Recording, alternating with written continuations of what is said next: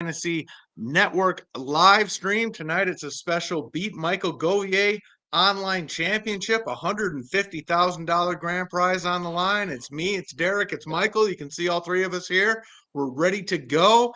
A special online championship draft. We got Michael ready. He is all set there, picking from the 12 hole tonight. We'll pop up the draft board in a little bit, let you check everything out. Michael, welcome aboard. First of all, we're very excited to have you here. Welcome. And are you ready to go tonight? Tom, I'm always ready. Thank you so much. I am thrilled to be a part of the long history that is the in-depth and intense and passionate following of the NFBC and all the fantasy games with the National Fantasy Championships. I am a big fan of Darik. Darik has been a big help to me. I've learned so much about NFBC over the last 3 years because of Darik. And Tom, I mean, I'm just so thrilled to be here. Thank you for having me. And this is exciting, man. It's draft time. It's draft day for sure. One thing I will have to admit, I don't think I've ever seen anyone with a Detroit Tiger sweatshirt on in our live streams before. So you have broken the ice, baby. Finally. You are setting a tone. Yeah. Overdue. I know the Tigers suck, but hey, I'm still going to represent. You got to be there in the good and the bad times. I hear you. I'm a Twins fan. Trust me, I know. Yeah, you do.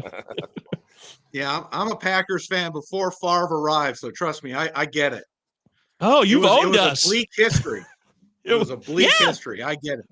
But Brewers basically, Tom, my adult life. Yeah, you've owned the Lions for most of my adult life, Tom. Yeah, so you got that going. No, we all understand what it's like to suck as our sports team, so we get it. So anyway, You're picking in the 12 hole tonight, like we were talking off air. That's where you wanted to be tonight, right? I did. I've done the Rad Slam. I've done TGFBI. I've done the GLARF, which is a part of Earth, a huge league across the whole country. And all of my picks were 1 or 2. So I wanted to see what things look like as we gear up for the main event in Vegas, which I'll be at soon. I'll see you guys there.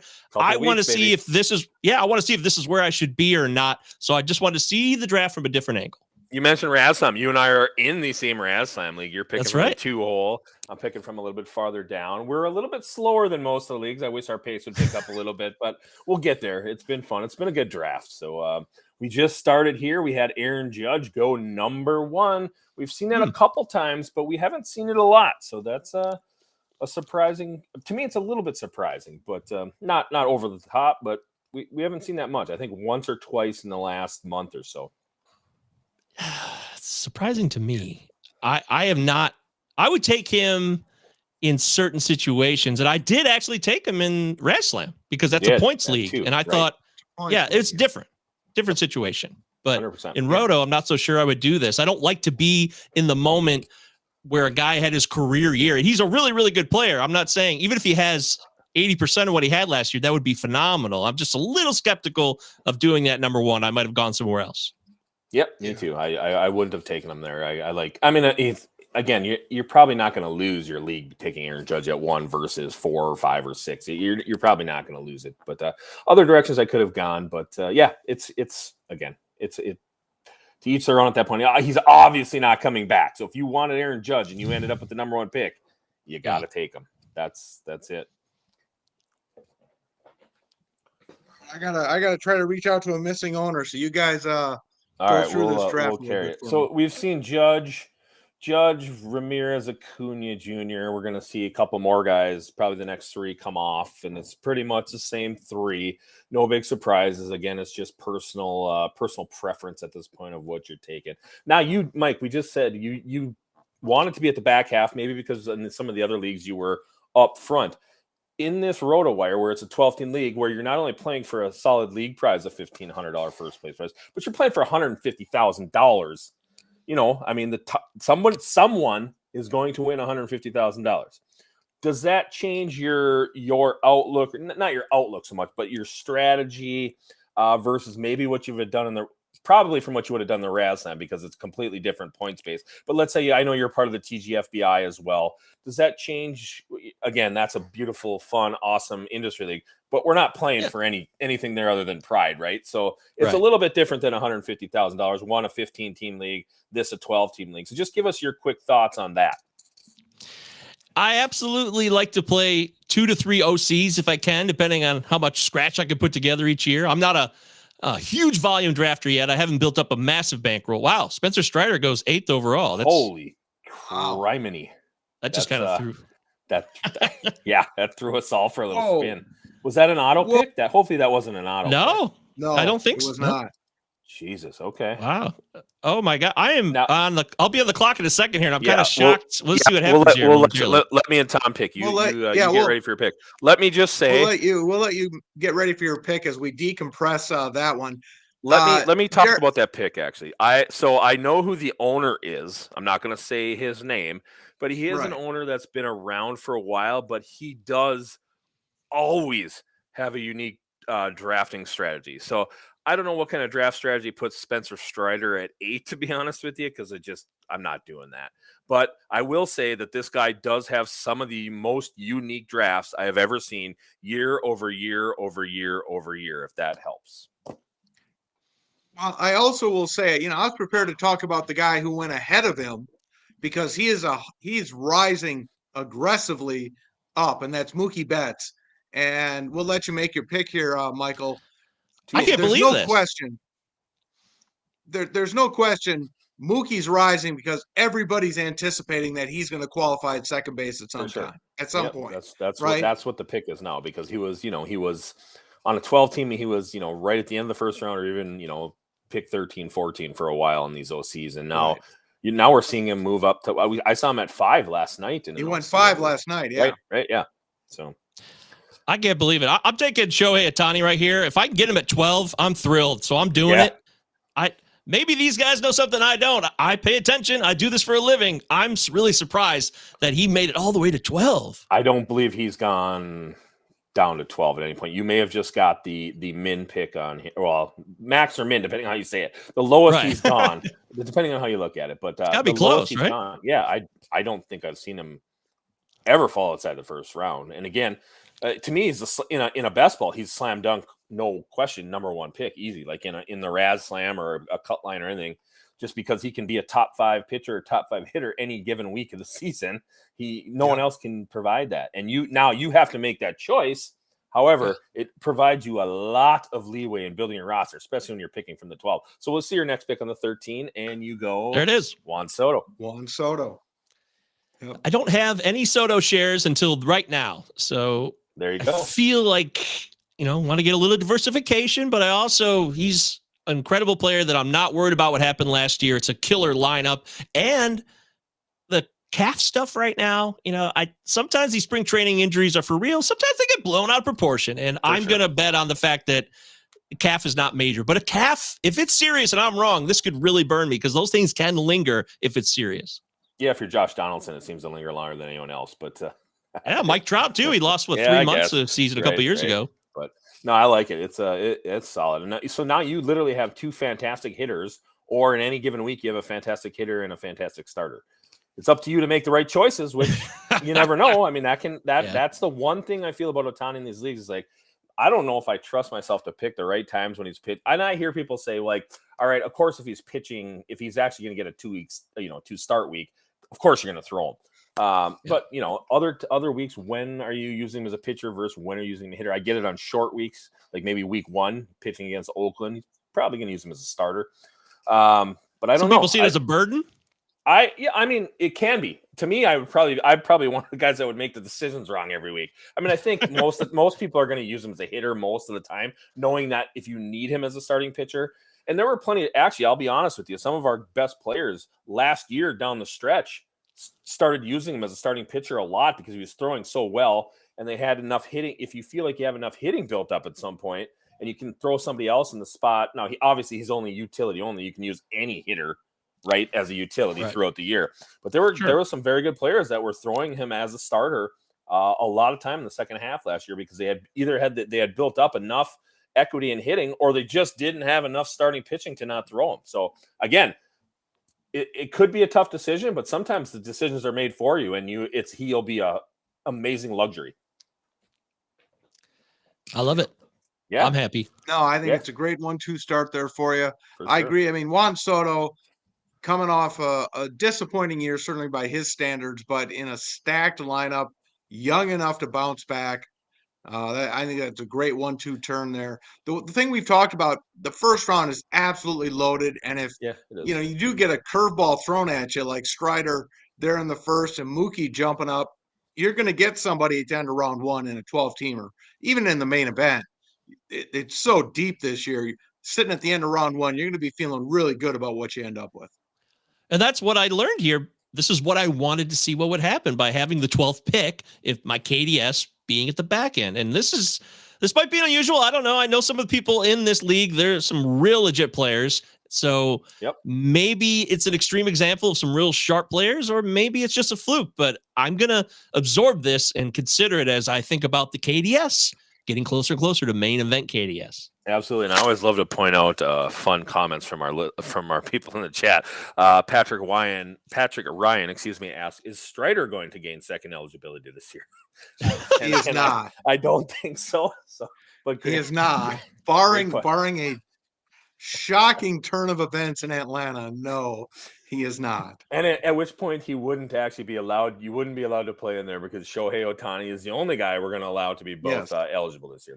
We've already stated those rules. So even if Spencer Strider somehow gets 10 games at second base, he's not going to be eligible to play. You're SOL. Yep. Love you, Patty. Pat's a man. He's a big Palazzo fan. So awesome. I do his draft every year. It's one of the only people I know where we do a recap of his home league's draft. We've done it for 3 years straight. It's a lot of fun.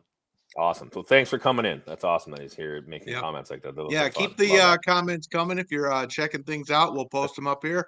Answer your questions and chat away. So there's Mike Trout falling near the end of round 2. Nice 1-2 start there. If you believe in Mike Trout, Michael, Darik and I were talking about Trout on the Sirius show a couple of weeks ago. What are your thoughts about Trout coming into this year? You a backer? You a believer?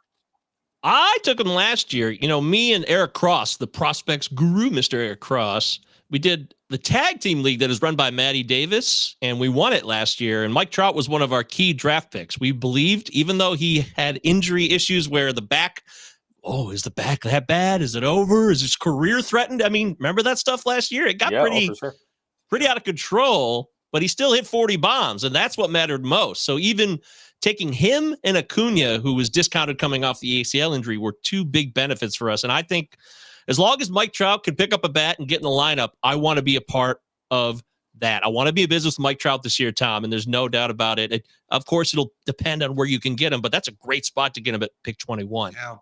For sure. I'm right there with you. I made that comment too. I don't know if it was on our last stream with Vlad or whatever, but same thing. I'm all over Trout where you're getting him. Again, if he misses some time, you're not taking zeros. You're replacing him with somebody. You miss a day or two if he gets hurt on a certain day or something. But other than that, you're using someone else. So when he's in there, there's nobody better. There isn't. It was incredible. Well, he was on like a 1998 Mark McGwire home run per at bat pace last year. It was amazing. Yeah. Yep. So now we go at, aside from you taking Ohtani, which could be a pitcher or not, we've had Strider go in the first round, Ohtani, and now just Burns and Cole. We're seeing in the OCs, we're still seeing these starting pitchers fall further behind than what they had in any years past. Now, again, when we get to main event season, when we get to the big 15 team drafts, is it going to be the same? I don't know. But again, in these RotoWires 12-team leagues, we're seeing starting pitching being pushed down still. And we're 2 weeks away from the big stuff. So it's a little bit shocking to me to still see not a lot of starting pitchers up there yet. And I wanted to mention, because on FTN Fantasy, we've got Vlad's rankings. He calls the VDP, and it's great stuff. According to VDP, he had Ohtani at 8th overall, and then his first pitcher off the board is Burns at 15, and then Cole at 16. So that looks to play basically outside of a couple spots variance, exactly the order that the pitchers should go off the board. And, Vlad knows what he's doing. If Vlad doesn't know what he's doing, then nobody knows what they're doing. And there's a nice interesting strategy there by Team 1 to take back-to-back elite closers, Edwin Diaz, Emmanuel Clase. And then look at Team 2. I'm not sure I've ever seen that before. You can start them all because you have a third base, a corner, and a utility spot. We have 3 third basemen for Team 2: Jose Ramirez, Austin Riley, Rafael Devers. That is a build I don't think I've ever seen before. People say third base is a little lighter this year, maybe that person is believing it big time and doesn't want to be left in the cold without a quality third baseman or a CI. Did not get left out of the cold on third baseman, that's for sure. He's got his choice there. That's again, we'll see how it works. I mean, you can start them all, right? You got the 3 spots, you can do it, but now you're kind of hamstrung with anything else that you try and do. You can't take 3 third basemen and not start them, right? 1, 2, 3, right? You can't do that. So he's kind of hamstrung with what he or she. You know what Tom said too? With Tom, the closers, the fab portion of this league means that we can pick players up. We got fab. So I don't love doing that in a fab league. That's my strategy. I guess you could put me with people who prefer to wait on closers. I mean, like a Daniel Bard last year comes out of nowhere, gets you 30 plus saves. That can generally happen more often than not. Then again, you got to win the bids, but I'm willing to take that risk and wait on closers. In 12s for sure, more than 15s. Yeah. There's just a lot more guys out there for sure. And I'm not going to say I've never taken a Diaz or a Clase right here, and not that I wouldn't do it again this year. With a certain amount of teams and a certain amount of builds, I got no problem doing it. I don't know that I need 2 of them though, back to back. So again, we'll see. I mean, now he doesn't need to touch closer the rest of the draft. I mean, if he touches closer the rest of the draft, you're almost just overreaching. I mean, sure, do you need a third one at some point in the year? Probably, but you got the 2 best ones in theory. You're not going to need many more. So, grab his guys and started with Judge. So now let's see how he fills out the rest. Again, all this is about roster building, right? I mean, everyone should have solid picks through 7, 8, 9, 10 rounds, and then you got to fill out the rest of your roster. So it's you can start. I'm a big believer you can start any way you need to or you want to. If you're a good drafter, you can fill out the rest of your roster. So, any thoughts on that, Michael? Oh, sure.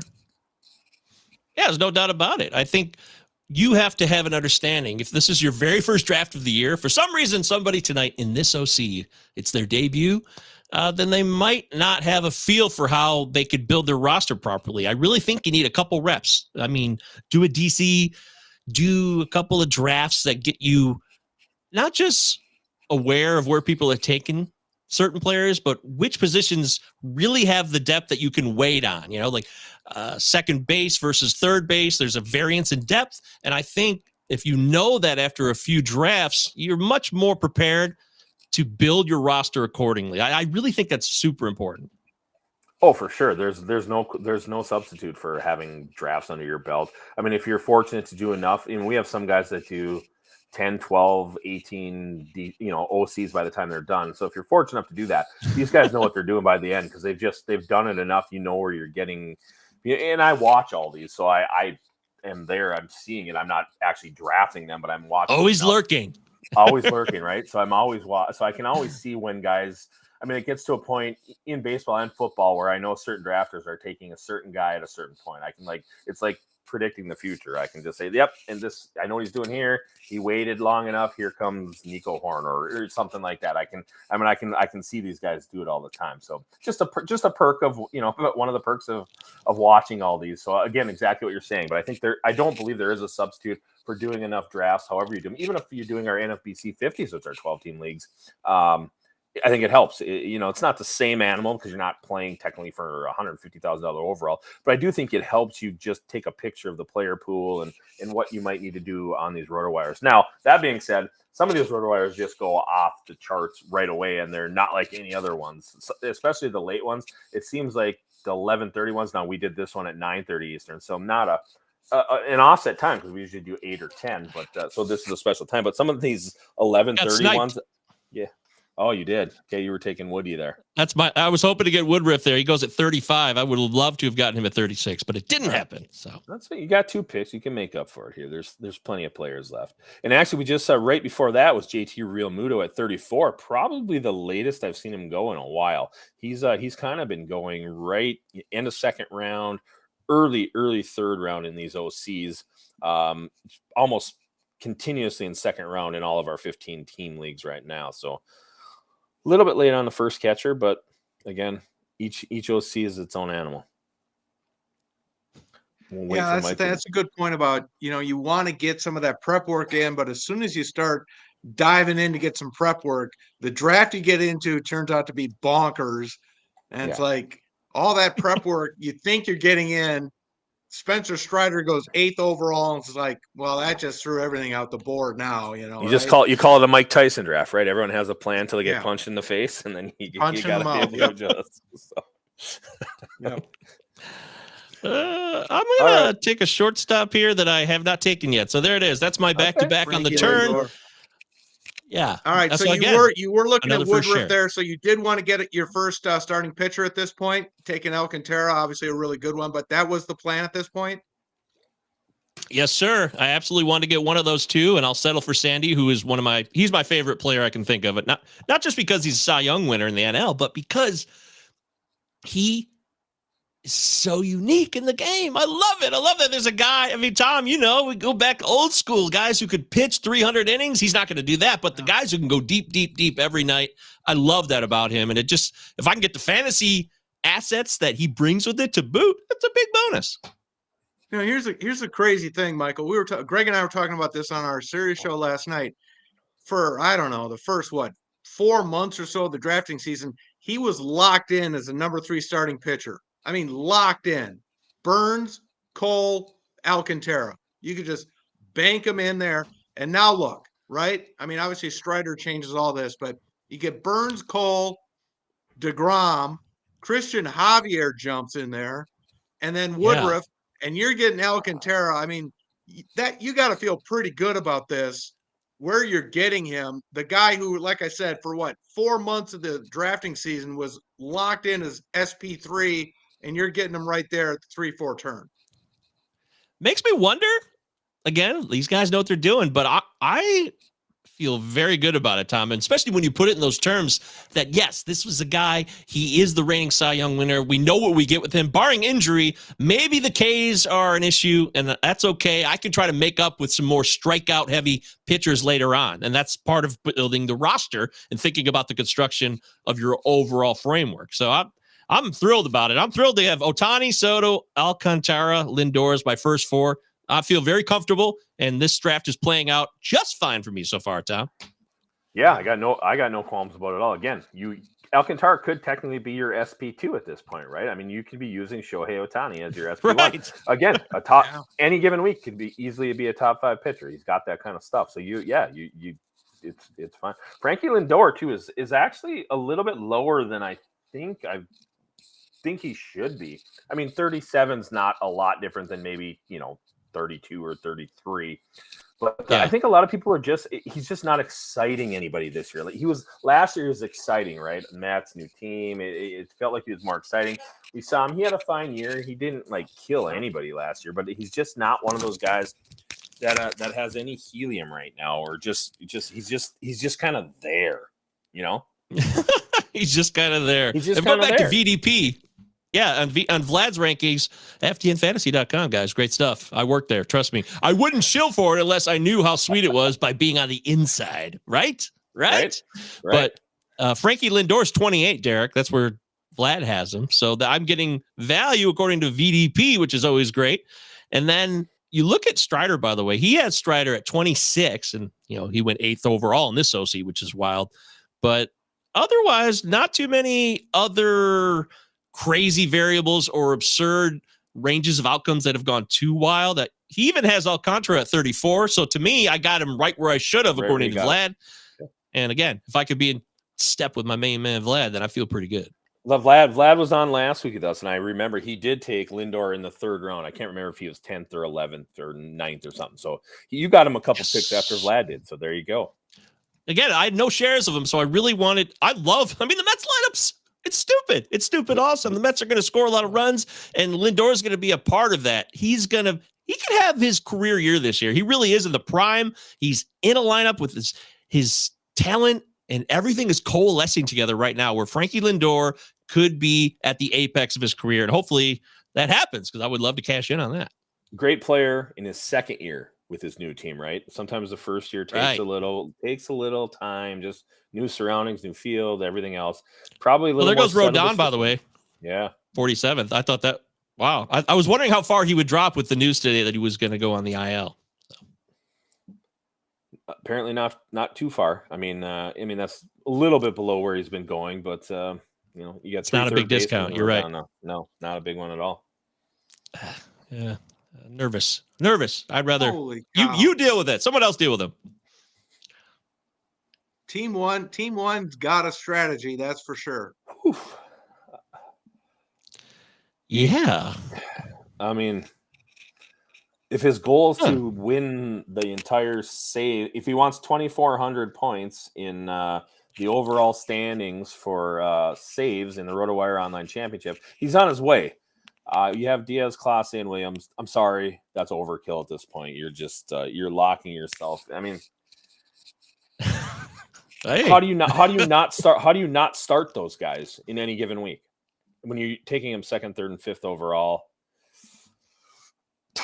Not what I would do. I'm telling you, not what I would do. I'm saying, sorry, you're not gonna. You don't do that. You don't. I mean, yeah, you basically are playing for first in the overall saves, but now where you're trying to compete in strikeouts, right? In the overall. It's not even that. It's just like the opportunity cost you're wasting with doing that is you can't make you're not going to make up for it. I'm sorry. There's just it's game over for that guy. It's game over in the overall, and it's game over in the league as well. I'm sorry. Sorry. Sorry, team one. Just not gonna. You can't make that up. There's no reason to do that. I watch so many of these, and like there's zero reason to do it. I've seen teams do it before, and it doesn't work out. It never works out. You're not gonna have enough hitting. You're not gonna. You just donated $350, so the rest of you guys can say thank you, but you did. Sorry. Tell it like it is, Darik. Tell us how you really feel, please. Yeah, I mean, you know me, the truth. That I'd like to tell the truth, and sometimes the truth is going to hurt some people. But it's better to let him know right away in case he wants to do another one. Don't do the same thing. Please do not do the same thing. That's why we play the season out, buddy. I'll watch this league, and we'll see where he ends up. Yeah, you want to do a bet on it? I might be. I don't even care, but now I just want to play devil's advocate, have some fun. You do that with Tom. You guys make a bet. I know where this guy's going to end up, so I don't want.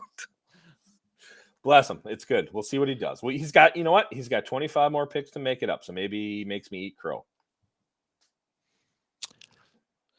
Seager goes 53. That feels like a little bit of a bump if you go by ADP. Not crazy or anything, but.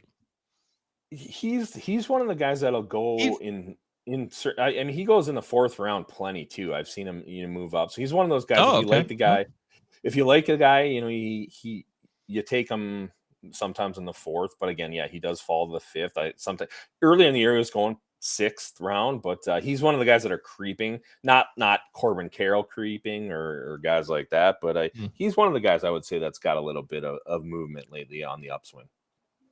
I got a feeling Seager's going to be a guy that's going to get a little helium on him when we get to our live events. Yeah, I mean everyone's saying, well, there's no shift. He was one of the guys absolutely hurt by the shift last year. I mean, we can see that in the numbers. And prior to that, he was really, really good, an average hitter. Certainly not what he hit last year. He was never that low. So. Hit the home run, hit 30-plus home runs last year, hitting second in that nice top of the Texas lineup. I think he's going to be hitting second. It seems like that's where he's kind of settled in. Yeah, I mean, great player. And you talk about the second year and new team. Yep. Again, same thing. Oh, exactly. Yeah. Yep. That's right, Tom. Good call. And when it gets hot down there, I'm up next. When it gets hot down there in Arlington, the ball just flies. And I spent a summer down there in 2001. It was awful. I don't think it flies as much now as it used to because just the ballpark's a little bit different, put in a different spot. But you're right. Once it still gets hot, once it gets hot down there, it still has an impact, obviously. So, yeah, it's a different dynamic. That ballpark seems so dead. Early in the year, I think it does pick up with the heat a little bit just because it has to, right? Just like any other place it would do that. But you're right; it's not the same as the old ballpark at Arlington at all. It's a little bit later for Corbin Carroll than he's been going. 58th overall. He's been creeping up about 50th overall, sometimes sliding inside the top 50. So it's a little bit later for Carroll. Yeah, and just maybe a product of this, this RotoWire again. I think I heard you say, Tom, last night you thought he was going to edge up into the third round when we get to main event season, possibly. I think so. Which is very, very possible. I mean, you're talking, he only has to be 44 or 45 to creep into the end of the third round. So going at 50 now in a lot of drafts, that's 5 spots, and we see people make that jump all the time when it comes to put your main event money up. So it wouldn't surprise me at all. That's true. Yep. All right, we got 2 picks from Mike. We got first pick Ryan Presley. All right, let's see. We'll wait for your second pick, and then we'll get your opinion. Yeah, wanted to get my first closer. Presley, maybe not as dominant as some of the other closers available, but a team that's going to win a lot and give me save opportunities. And he's got a track record. He's reliable. I feel like I could trust Presley. Any closer can lose their job supposedly, but I think he's pretty safe as far as closer jobs go. Taking 1 pick after Jordan Romano, another solid closer for Toronto. Yeah. How many? Let's see. 1, 2, 3. So it looks like we're only about 6 closers off the board. Is about right at this point. You got the kind of the big 2, and then you got Hader, and at some point you get Devin Williams after that, and then Romano 5, and then Presley 6. It looks like here. So that's about right. And then you take Adley, one of my favorite guys. I love Adley Rushman. Hell yes. Oh, man. I love him too. God, he's a ball player. He's a natural ball player, Derek. I love watching him play. Yeah. I mean, the number one, a guy that's just been a number 1 prospect, right? From the day he was drafted, switch hitter, like kind of broke out last year, but we didn't see the whole thing. He only hit 250, but walked a ton, was on base, scored 70 runs as a catcher. You can just see this guy taking off, right? You can just see Baltimore, not a lot of pressure on you. It's not like he's playing for the Yankees or the Dodgers. Baltimore a little bit different in terms of pressure. I think we're going to see a monster year from Adley Rushman. If he's not a top 2 catcher, I would be very surprised. In fact, as much as I know Dalton Varsho is not even going to have to catch this year because he's going to be playing outfield, I like Adley Rushman more than Dalton Varsho this year. Call it a gut, and again, it's their ADP's off. I know Varsho's going higher. I'm with you. I especially at cost. Especially at the cost, I would rather wait a round and a half or even 2 rounds to take Adley than versus Varsho. So, I'm a big Varsho. I was a huge Varsho guy last year. Varsho was my guy last year. So was I. Had him on oh my God, you're speaking I sound like Pete and repeat here. I was a huge Varsho guy. I got the tweets to prove it. You can go back and look at him, but I don't like how high his helium has got this year. I'm not paying that price for a guy whose batting average and contact issues can be a real problem. And especially if steals will be a little bit easier for me to get this year, I'll wait for Adley. And that's what I did. I waited for Adley Rushman. I like it. And now we're seeing the yellow road's coming now, right? So you kind of started with Bieber, Romano, you take Presley. Now we got Iglesias, Luis Castillo, Helsley, another closer, Manoah. This is kind of where we start seeing that those pitchers that if somebody didn't jump in on, now you're going to see a bunch. And now O'Neal Cruz will be here, sure. Yeah, I really thought about going Cruz. I didn't since I took Lindor. Yeah, I wanted to. I was like, I don't like to not take a guy because I've got a spot taken either. Or was it because of that? I think about how this will play out later on. And by the way, if you look at Team 8, you talk about a strategy like you were saying earlier, Tom, for Team 2 or Team 1 or the one. Oh yeah, the guy who took all the closers. But Team 8 has 2 first basemen, a Goldschmidt and Abreu, and then 4 starters with Strider, Christian Javier, McClanahan, and just taking Manoah. So that's an interesting beginning. And to me, that's completely fine still, because I do believe you need at least 4 starting pitchers, right? You don't necessarily need 3 closers. That's the difference in this. It's like he's got 2 good hitters. I mean, I think that's probably a little early for Jose Abreu, to be honest, but again, whatever. Yeah, but average floors, I think I see this as like a response to this year. I really do, because you've got, hey, I'm getting these super stud starting pitchers. I want to load up now and dominate pitching. And then Goldschmidt and Abreu are going to give you floors on average across the board, outside of steals, maybe a little bit from Goldie, but you can trust the numbers essentially from Abreu and Goldschmidt. And then if it's 2023 and the rules are changing, we're looking at more balls in play and more action.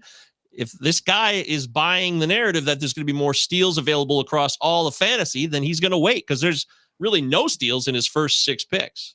Right, and that's what I was kind of getting at. It's like it's okay what he's done because he has 4 really, really good starting pitchers, which you're going to need, especially if you're trying to win the overall. You're going to need to rack up pitching stats, and he's got 2 good hitters, right? 2 good or great hitters, and there's plenty of hitters to still be had. So it just doesn't limit him at all. Limits him from probably taking first baseman later. But again, at this point, who cares, right? But it doesn't limit him like it limits what Team 1 did. Team 1's coming up, so it'll be interesting to see what he does. If he takes another closer, I'm leaving the podcast. I'm gonna go probably break my TV. Wow, don't be that guy. Come on, you can do it. You're gonna get through this. Yeah. It's gonna be okay. Don't be those Eagles fans at the Super Bowl. Don't be those guys. I was Eagles fans of the Super Bowl. That's Eagles fans all the time. Remember, I was on the Chiefs money line. I was nothing like those Eagles fans.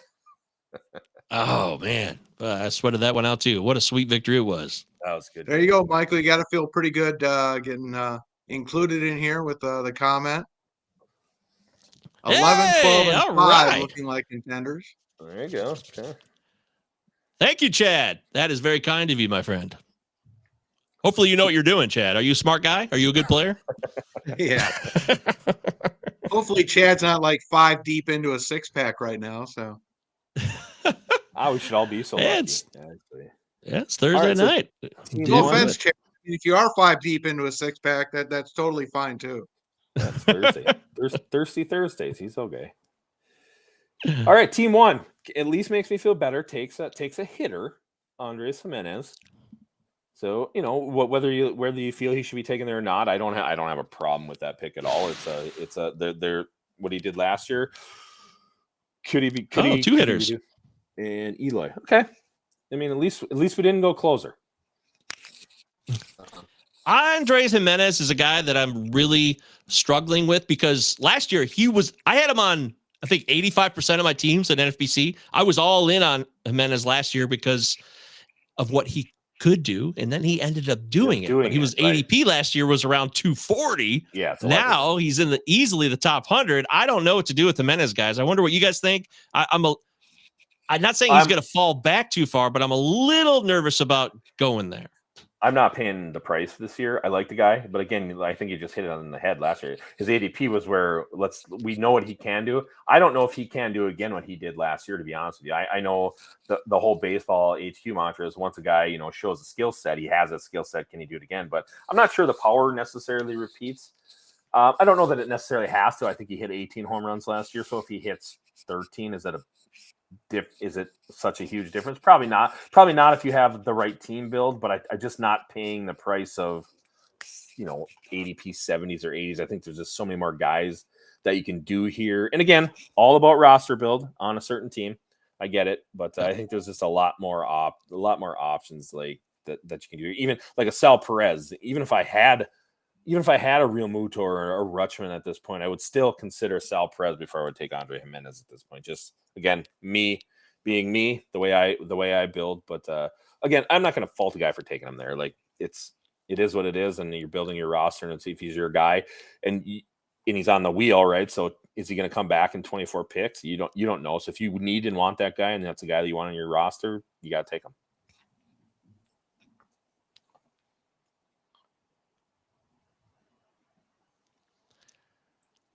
By the way, looking at VDP, Jose Abreu went way earlier. Vlad has Jose Abreu at 87. So just letting. Yeah, that's a big jump for about that too. When Darik was talking about him, that did feel pretty early for Abreu. I mean, it's early.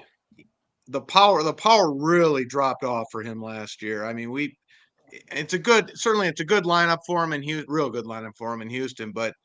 Outside of the batting average, I'm not sure what you can really expect from Abreu at this point in his career.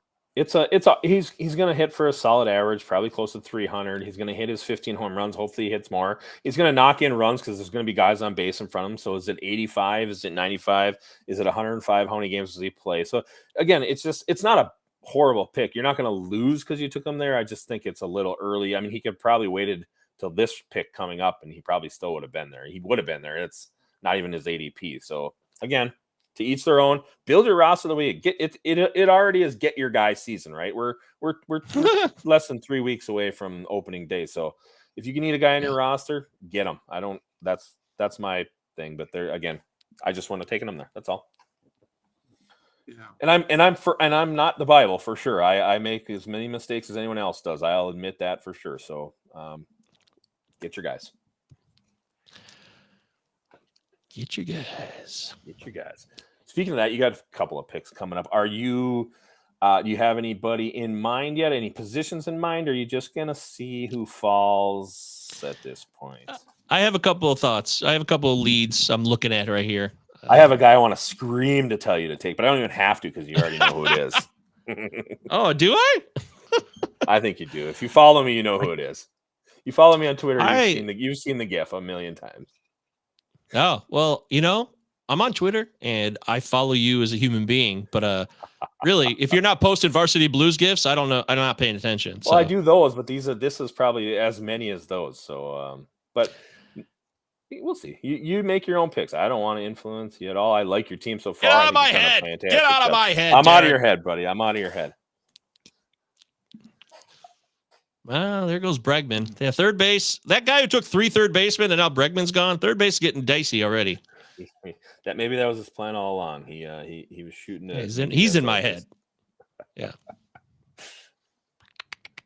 Okay. Oh, there goes Wander Franco, by the way, 83rd overall. I'll tell you this, Vlad and his VDP has Wander at 76. And I thought that I thought we were off Wander. I thought we realized that his real life skill set was better than fantasy. You guys discussed that because he's the one guy we had the same comment with Vlad when Vlad was drafting. I said he's the one guy I don't know where to value this year because I don't know if he's going to go 25-25 or 10-10.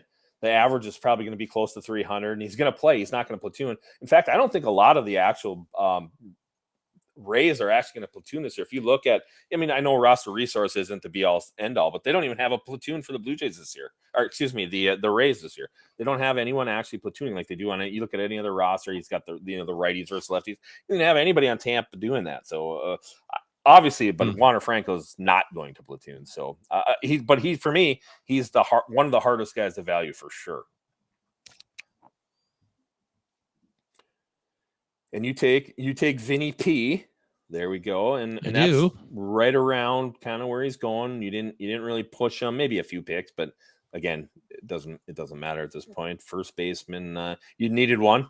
I don't know if I get him again. Yeah. Yeah. Oh yeah. He's not. He wouldn't have made it back. He's not making it back. You have 2 picks in a row, so if you don't take him there, you're going to take him this one. But interesting to see where you go with your next pick. Yeah, kind of torn here. I want to go in one direction, but I don't want to in another way. Oh boy, here comes moment of truth. And I'm going Brian Reynolds. Brian Reynolds. And you are a huge Brian Reynolds fan because I noticed in our Raz Slam, that's right. Him in the 4th round, end of the 4th round, right? And not sure that I'd seen him go that early. So give me your. That was Vlad induced. I'll admit that freely. Vlad's projections and points had Reynolds top 40. So I was like, Vlad, really? Because is this for real? And he said, yeah, man, I'm standing behind this projection. So I trusted him on that one. But overall, I'll take Reynolds and Roto too, because I believe if he gets traded, he'll get unlocked even further. But even that, I think he's going to have a much better year than he had last year. It's a little bit of a down year. I'm expecting better contact rates, a little bit more oomph from him this year offensively. Fair enough. But I didn't take your guy, obviously. No, you didn't. Well, no, you didn't. There's he's not going to make it back to you. I'm not going to say his name, but everyone watching knows who it is. So, but he won't get back to you. Yeah. It's not going to make it to the end of the night. But no, I don't have problem with the picks. I like, again, you got your guys. You feel good. I like that. Vinny P. He's another guy I just don't know where to place him. He could be much better than where you actually took him. He honestly could. We saw the beautiful skills last year when he came up. So again, to me, he's right in that area with. I would take them obviously before, I don't want to say their names because they haven't really gone yet. But I think you took them in the right spot in terms of the first baseman that are left, I guess, is the way to say it. Because again, we just don't know. And the upside, especially in these 12s, the upside is half the fun of this, right? Because you're not only playing for the league title, but you're shooting for $150,000, and you're going to need some things to go really, really, really well to win that. I mean, let's be honest. Every team that has won it, they've gotten breaks, right? They've gotten players to step up. You draft Judge last year, maybe in the third round, and he just has the Judge year. Or you grab guys at the end that were just fantastic. Or you drafted earlier and you got Jose Rodriguez in like the 28-something round, right? When nobody thought he was actually going to start out.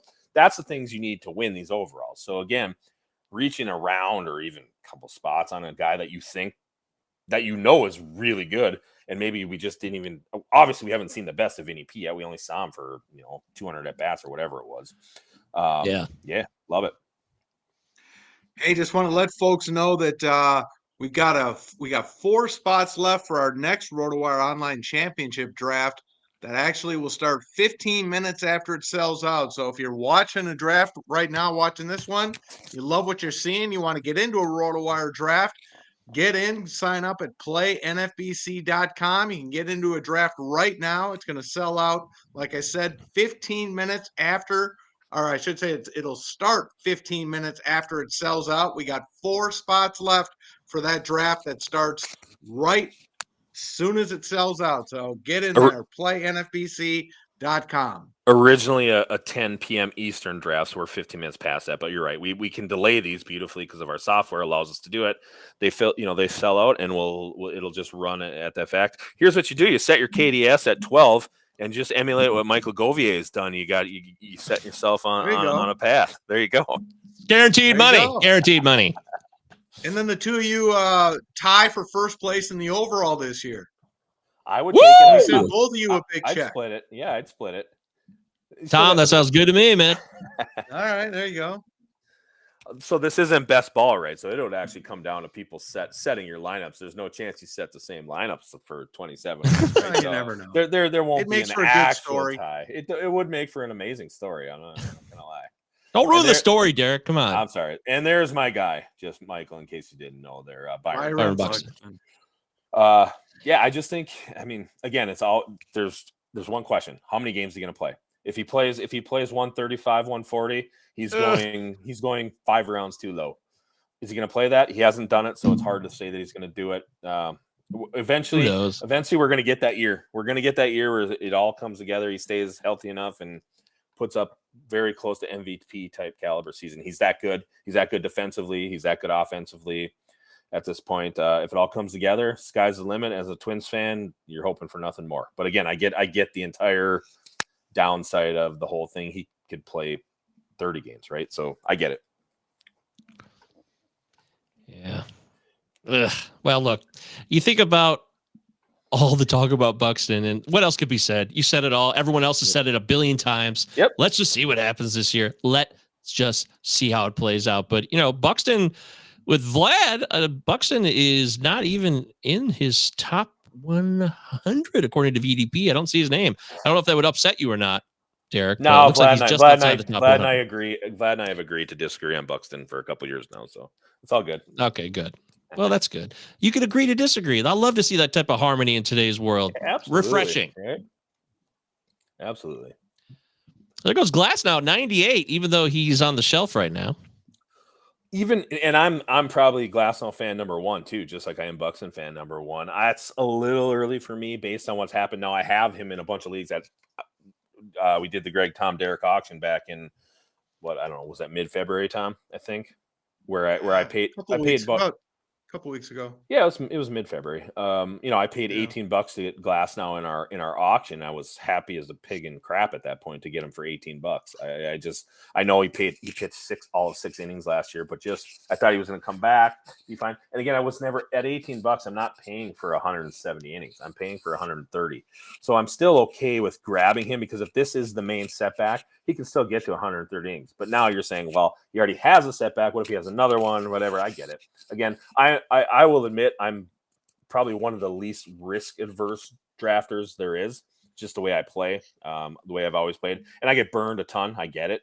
But when I don't get burned, it works out nicely. So, again, even now, that's a little early for me. I would probably have waited. I would probably have tried to wait another round or two. And at that point, you don't know if you get him at that point. All it takes is one guy to say same thing I'm saying, right? I'm taking the discount from where he was going earlier, because earlier he was going 5th round, 6th round in these OCs when he was still healthy.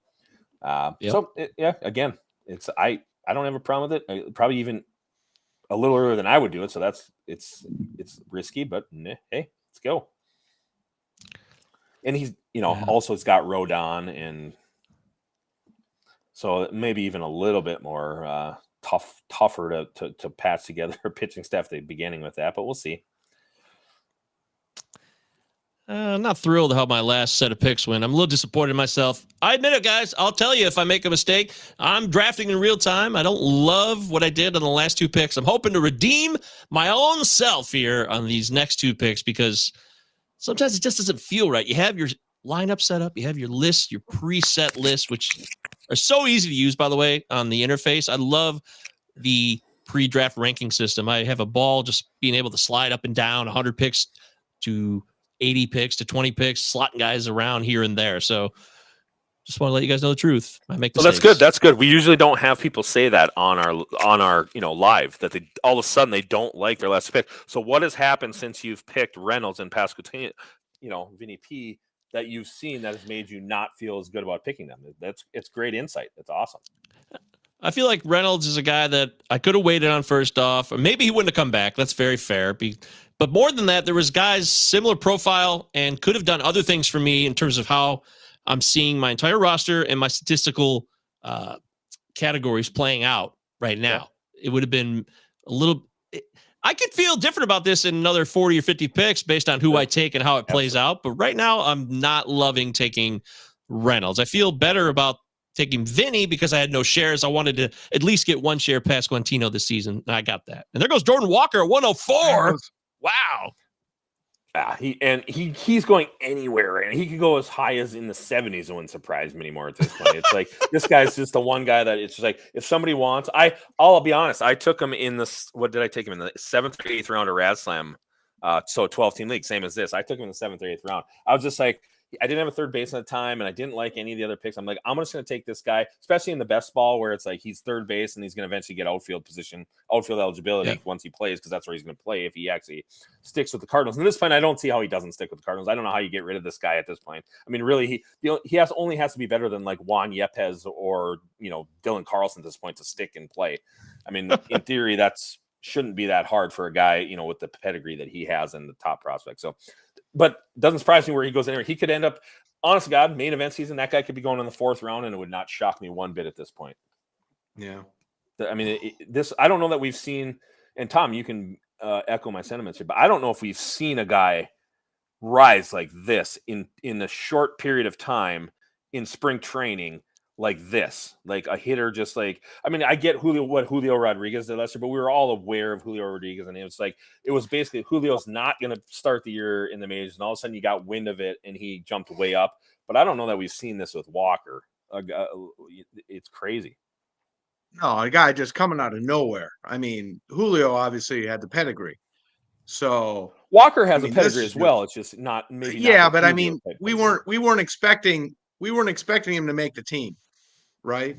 No, I mean, with Julio, we knew it was coming at some point. I don't think anyone was thinking this was going to happen. And I think the problem with Walker, not the problem, but he was a third baseman, right? And you're staring at Nolan Arenado, who's literally the best third baseman in baseball, probably, right? I mean, Jose Ramirez, him, but defensively, obviously, he's not going to replace Arenado at third base. So you're kind of and I remember somebody asked in like January or something, where the heck is Jordan Walker going to play this year? I'm like, Memphis, because he's not going to beat out Nolan Arenado. Well, but and crazy. Greg made a good point. Greg seen him play in Arizona Fall League, saw him play out in Florida last week at Labor, and said they're just hiding him out in left field. He's got no arm, but they got to get his bat in the lineup somehow, right? Yeah. So they're hiding him out in the outfield, in left field. They're hoping to God nobody, he doesn't have to do anything out there. But you're right. I mean, he's not a defensive player. It's all about getting that bat in the lineup. And, he just keep going up. And then Michael just makes his next 2 picks. So we get Logan Webb, starting pitcher, San Francisco, and Nick Castellanos, another outfielder, who I absolutely love. I think he's been going way, way, way too low. It was because of last year, obviously. He just injury riddled, not the same year. But this guy is not far from that 2021 season where he just mashed. So it's an outlier. Again, another second year of his contract guy, right? Yeah, absolutely. Second year, new team. We'll see how it goes. I'm not meaning to do that, but this keeps coming up. So I think about, I knew him, Tigers guy here. He was a Tigers guy. He came up in the Tiger system. I'm very familiar with Castellanos, and that's a guy I wish I had taken instead of Reynolds, even if it would have been jumping ADP a lot. I don't care, because I was regretting that I wouldn't get Castellanos. And now that I'm able to get him, I feel better about my Reynolds pick. I don't feel as bad about it, because I really didn't think he would come back again. I thought there was some helium brewing with Castellanos. I saw some Twitter talk from guys like Guilds. He knows a thing or two about OCs, and he was Castellanos all day long. Yeah. So now it doesn't matter, right? It doesn't matter. You're not going to get extra points. You're not going to get extra points because you took Reynolds in the 8th versus Castellanos in the 8th and flipped the order. Guess what? You're getting both their stats now. It don't matter where you take them, where you got them, how much you paid for them in auction. If you have them, you have them, and you get their stats. So it's all good. Yes. Yeah, I mean, keep in mind, guys, and not you guys, people listening. You get a week into the season, ADP doesn't matter anymore. Where you drafted guys doesn't matter anymore, right? Actually, we can say that when you come to live events, ADP don't matter anymore. Right? Yeah, but I mean, the point is, don't matter anymore. Yeah, it just doesn't matter. I mean, the bottom line is, people obsess on where you drafted a guy, and there is something to that, right? I mean, you want to get first round value out of your first round pick. That's obvious, but at the end of the day, if you got Brian Reynolds and you drafted him over Castellanos, if Reynolds performs okay, but Castellanos performs better, at the end of the day, if your roster is doing well, that's all that matters, right? It doesn't matter that you drafted Reynolds over Castellanos if they're both playing well and giving you the production you need. That's all that matters. Yep. Damn right, Tom. Preach. Yes. Man, that makes me feel good. I'm inspired. I'm fired up. I'm so much against ADP talk. I do all my research without any ADP knowledge. I write about this on my article, Grooving with Govier, which you can find at ftnfantasy.com. I did an ADP blackout just so I could make sure, because it gets in your head. Even if you try to say, I'm not following ADP, once you see it with your eyes and you start going in draft rooms, it's just going to be in your mind enough to at least mess with you, or at least make you consider that's what ADP is. Maybe I should wait. And it can play mind games with you. And at least it does for me. I'm just going to be honest. I don't want to play mind games with myself in ADP. So I've tried my best this year more than ever to really focus on what I think is going to happen, ride or die with my rankings and projections. You got to do that. I think you have to do that to a piece, right? Because you're you don't want to die on somebody else's hill. Die on your own hill. I die on my own hill all the time, but at least I'm dying on my own hill. But here's what I say about I have kind of the little devil on this shoulder, and then the angel on this shoulder, where they'll be like, we have because the NFBC ADP, we have so many great drafters and so many great drafts. You actually get the whole wisdom of crowds comes into play here, and it's very, very, very good. And yet at the same time, you can tell yourself, well, the ADP is made up by 14 people that don't win leagues in 15-team leagues, or 11 owners that don't win leagues in 12. So you can tell yourself opposite things. So again, I think exactly what you're saying, Michael. Look at it. Don't get overwhelmed with it, but make your own decisions based on your guys. Like guys that I love this year that I bump all the time. Buxton. I'm all over Taylor Ward this year. I have him. I'll have him on every team. I'm just one of the guys that has him way higher. I thought he was fantastic. I've been waiting for that breakdown for years. He had it at the beginning of last year, got hurt when he ran into the wall, was never the same until he came back. He kind of picked it up at the end of the year, but I'm expecting huge things from Taylor Ward this year. So that's one of my guys, whether I'm right or wrong. I'll go down with the ship if I go down, but he's one of my guys. It's a tool like any other tool. It's valuable, but don't over analyze it. Don't over obsess on it, but understand it's got value. It's got importance. Absolutely. But at the end of the day, it's just another tool that you can use to help your drafting process. Yep. Absolutely. Well said. All right, let's do a couple more rounds here. Then we'll let Michael focus strictly on his draft. And yeah, again, get folks, into the nitty-gritty rounds. You got to get down to those rounds after 15 are my favorite to watch. I mean, we all put together hopefully good teams for the first 15. You're getting great players. It's really what I like to watch, the end of where guys are taking sneaky guys. And I think after round 15 is kind of where it starts. And I especially like down around rounds 21 through 30. I like to see what guys are doing. Those are my favorites. So yeah, we need to let you focus on that. We'll get you out of here after a couple more. Michael, any like just general random overall thoughts based on this draft? Or, you do plenty of our drafts, DCs and whatever. Are you seeing anything that's super surprising to you this year yet, or anything random? Honestly, I wish I could give you something juicy, but I just don't have it right now, Darik. No, this draft is on the spot. Yeah. Put me on the spot. That's what I'm here for. We're live on camera, entertaining and informing simultaneously. No easy task, right? But right. You look at a draft board like this. We talked about some of the anomalies already with the heavy closer team 1. That's interesting. Not our style, not my style, not Darik's style. Tom, I mean, that's not something you would approve of, or what was your take on that, by the way, Tom? I think all our customers are fantastic, Michael. Of course. They're that awesome. Disclaimer, Darik does as well. I love all our customers. So I think they're fantastic. I love them. Yes. Is drafting 3 closers in the first 5 rounds something I would do personally? Yeah. No, but I've never won $150,000 grand prize in a contest either. So. And a good point about that. Good luck to team 1. Good point about that is the Guilds, who we all know, Andrew Geller, who won the RotoWire OC last year, drafted his first team.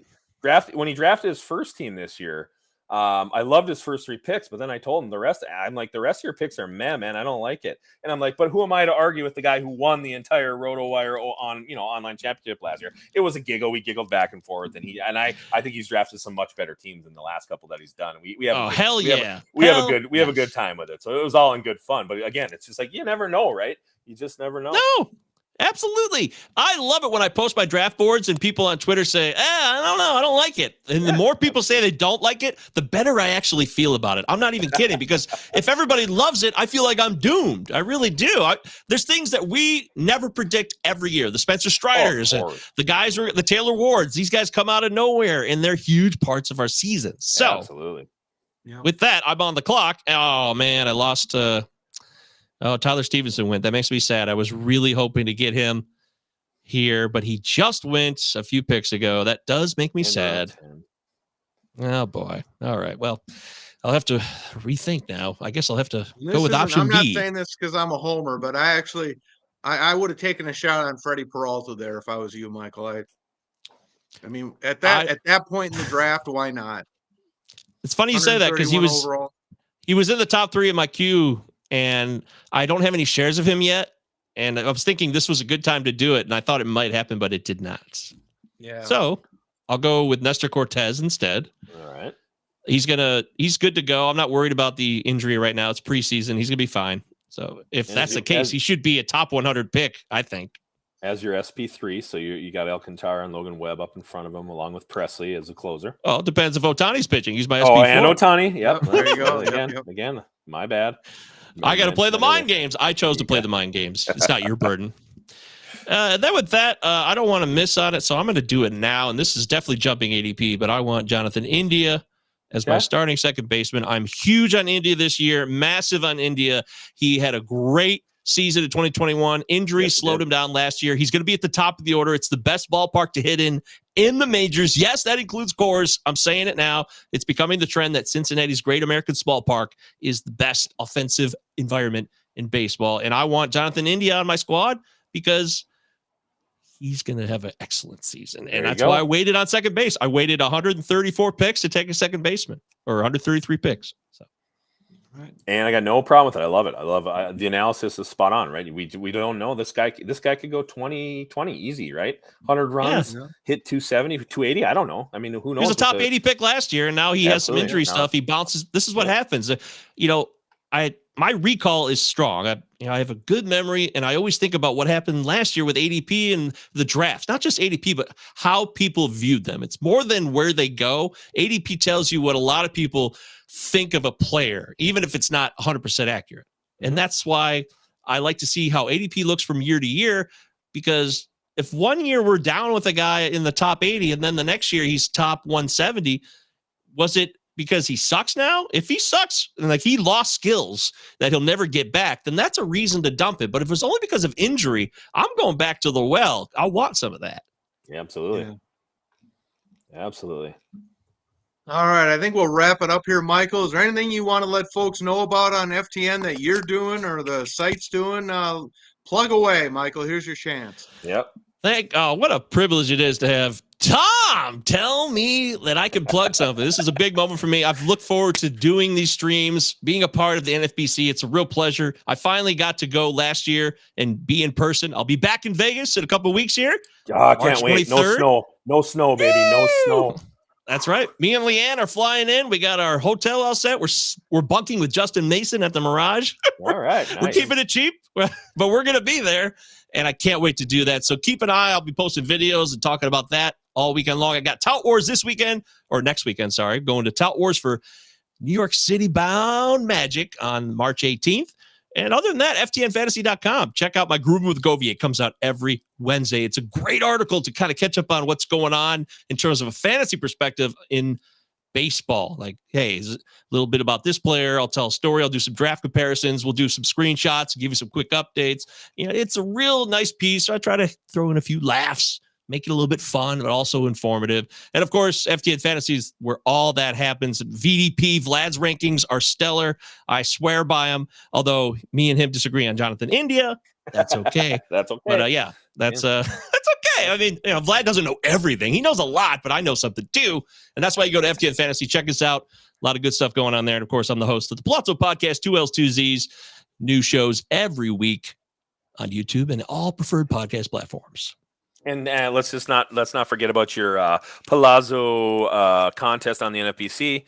$50 entry. You got a bunch of massive leagues. I think you got 5 filled up already, I think. Yeah, or we got 5. Drafting in League 5 is in round 38 right now, so we're trying to finish filling 6, and if we can get another 7th or an 8th, that'd be great. We'll try to fill as many as we can, right, until opening day. And they got to contact people. Got to contact you though, because it is a private link, so you have kind of the key there. So if anybody wants to get in that, get a hold of Michael, and he'll set you up. And it's a fantastic thing. We turned on the overall, so there's you're playing for just league prizes there, but you're actually playing as an overall. So somebody actually wins this thing. You could be the third ever overall winner. We've had 2 overall winners already. That was Richard Sands and Zachary Nelson. You could be the third this year. At least 90 teams will be competing, with League 6 filling up and closing out soon. So get involved. Hit me up at MJ Govier on Twitter, and I'll send you in the right direction. Perfect. All right. Sounds good, Michael. Again, thanks for joining us tonight. Want to let folks know again, we still got a couple of spots left for that 10 p.m. Eastern online championship draft tonight. It will start 15 minutes after it sells out. So if you like what you've been watching tonight, head on over to playnfbc.com and sign up for that one. Michael, Greg and I will see you out in New York. We'll be there. We'll be at the Tout Party on Saturday night. Oh, great. We'll see you then. And then, of course, the 3 of us will see you out in Vegas the week after that. Can't wait. So looking forward to that. We're going to have a lot of fun in Vegas. Vegas is going to be just crazy. We're going to have a good time out there. So, folks, everybody, check us all out at playnfbc.com. We got drafts, we got auctions, we got everything you want for your fantasy baseball needs this year in 2023, our 20th anniversary season. It's going to be the best one yet. Check us all out. We're going to have a lot of fun this year. Again, Michael, thanks for joining us tonight. We'll let you focus back on the rest of your draft tonight. And good luck certainly in this league and all your leagues with us this year. Thanks again, man. Really appreciate it tonight. 18 picks left, Mike. Make them count. Make every one of them count. You know it. All right. Thanks, guys. Thanks. Good night, everybody.